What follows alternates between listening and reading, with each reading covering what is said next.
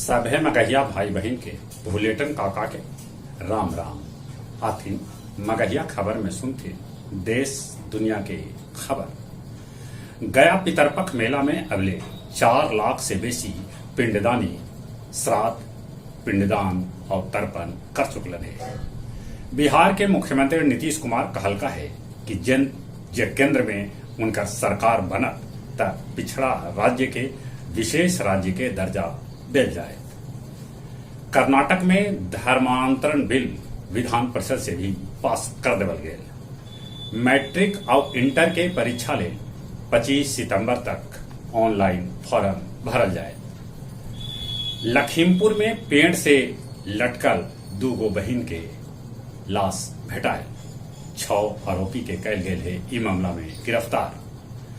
मधुबनी के हरेन गांव में शौचालय के सेट्रिंग खोले में 4 युवक के गेल जान। बरौनी कटिहार रेलखंड पर 10 किलोमीटर तक मोबाइल चोर के चलती ट्रेन में लोग खिड़की से लटकौले रहलन। जम्मू कश्मीर के रजौली में एगो बस खाई में गिर गेल, जगह में 5 आदमी के मौत हो गई तब 12 आदमी घायल हो गए।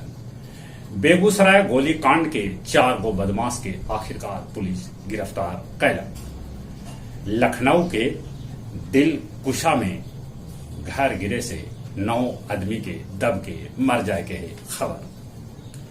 समरकंद में शंघाई सहयोग संगठन के बैठक में आज प्रधानमंत्री नरेंद्र मोदी और चीन के राष्ट्रपति जिनपिंग के हो सके है मुलाकात। नामीबिया से 8 गो चीता भारत आज लावल जाए।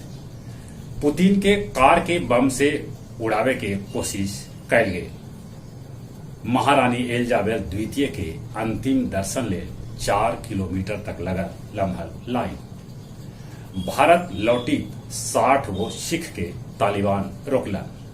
कनाडा में चमरपंथी सवे के निशाना पर है मंदिर। गया पितरपक्ष मेला से 21 गो गाय और 84 गो सांड के हटावल गए। टेकारी के केस्पा गांव में लगावल गए शहीद रोशन के आदमकद प्रतिमा। आमस के सिमरी गांव में संपत चौधरी के घर में घुसल बड़का अजगर। वन विभाग के कैल गेल खबर, बाकी वन कर्मी कोई न गेलन तब आखिरकार गांव वाला कैसों ओकरा पकड़ के जंगल में छोड़लन। और कुछ खेल के समाचार। T20 विश्व कप लेल भारत पाकिस्तान मैच के सभे टिकट कुछ मिनट में बिक गए। अगला हफ्ता लीवर कप खेले के बाद संन्यास ले लेता रोजर फेडरर। भारत नेपाल के हरा के सैफ अंडर 17 खिताब जीतल।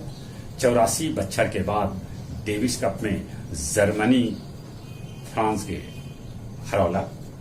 मेसी लगतरिये 18 सत्र में गोल करे वाला दुनिया के पहला खिलाड़ी बन गया। जहां तक मौसम के सवाल है, उत्तर प्रदेश के कई कई जगह पर भारी बारिश हो रहा है। बिहार में भी कुछ जिला में पानी के चेतावनी है। चलिए एक दफा फिर से अपने सभे के भूलेटन काका के राम राम।